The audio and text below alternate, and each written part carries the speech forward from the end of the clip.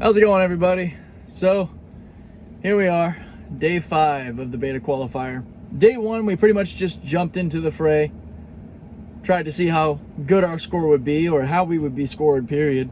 Got a 99. Day 2, got serious with the accelerometer and really measuring out G-forces through corners, lateral, left and right on the x-axis, and forward and backward on the y-axis, which has to do with acceleration and braking. Toward the end of day 2, got really comfortable with how it feels to be at those safe levels for G-force. Starting to be able to intuit when you're in a comfortable median and you're fine, versus those uh-oh moments where you realize you might have braked a little too hard or took that corner a little too fast. So first 2 days, 99 points each day. And then days 3 and 4, we focused more on the driving side, and a little bit of tutorial, or I guess informational, here and there about how to keep your distance from other cars and to avoid those situations where you would have to brake or corner heavily. Now, I recognize following distance as being one of my allies. Even if it is rated higher than I would like, by focusing on keeping my following distance, I've noticed a major improvement in cornering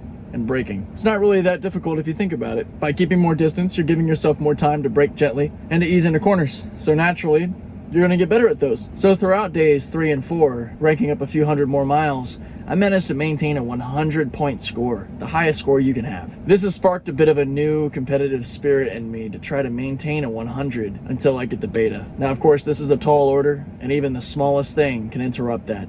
It doesn't take a whole lot of heavy braking or cornering to go from 100 to 99. But knowing that the highest safety scores are going to get priority access to the beta when it is released is more than enough motivation for me to try to shoot for 100 every time. There's another really big milestone goal for today, and that's to hit over 1,000 miles since requesting the beta.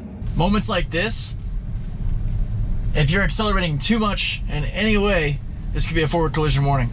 Keep that in mind. Any vehicle that's stopped or people walking around, make sure you're already decelerating, entering at a slow and controlled pace, preemptively hit your signal to go around them, get in the other lane, because the car does make some of its judgments based on whether or not you have your turning signal on, as far as lane keeping or lane departure warnings and such that could lead to triggering a forward collision warning. Here's another case. Pedestrian could pop out from behind this UPS truck. Just like that. Here's another case in front of us. I got a Toyota behind us that's being stupid. Got a pedestrian just walking out into the street. Downtown San Diego, everybody. Just push in on the back of the handle and grab it. Oh my God. This is my first time in a Tesla. Welcome to the future. Oh my God, your ceiling is amazing. Yeah, it really opens it up when you have the glass roof. Get the headroom back. Oh my God. Visual. So this doesn't open? No, it's fixed, yeah. Okay. That's one of the ways that Tesla reduces the cost of manufacturing by removing unnecessary parts, moving parts. So instead of having a sunroof that you probably never open, they just give you a full glass roof. Oh my God. You just gotta set aside time to go to Fashion Valley and get a drive. If that'll really ruin you guys. Once you actually sit in the driver's seat and feel it, oh man, that's it. That's a wrap. Yeah, nothing is pre-programmed, so everything it sees, it's like it's seeing it for the first time. You see the lights, it identifies different size vehicles. And it records everything.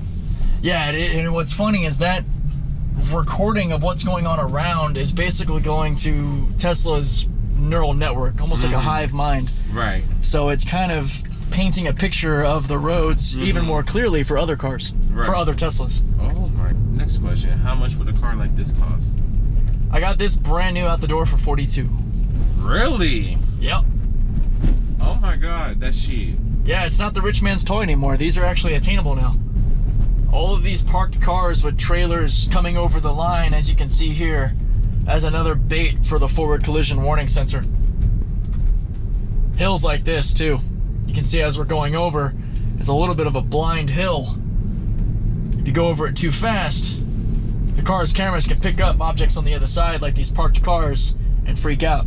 And then boom, forward collision warning. How's it going, everyone? Well, day 5 is still going. We are about 2 hours north of San Diego in Rancho Cucamonga.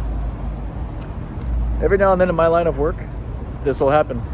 Random customer has to travel quite the distance.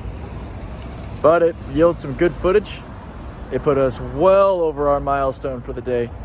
We have surpassed 1,000 miles with ease on the beta request button. Safety score is looking fantastic. I'm doing pretty good. I'm tired. May have to pull a safety card of my own and pass out for a little while. There's no need to risk too much exhaustion when you're driving this much. But thank you for tagging along for the ride, quite literally. And I'll catch you guys in a little bit. Good morning, everyone. We're at a rest stop here, about halfway down from San Clemente to Carlsbad. Probably won't be feeling too good after sleeping all night in the Model 3. We're back and we just finished supercharging again. It's been a busy day. Thankfully, we are back in the main area of San Diego on Balboa.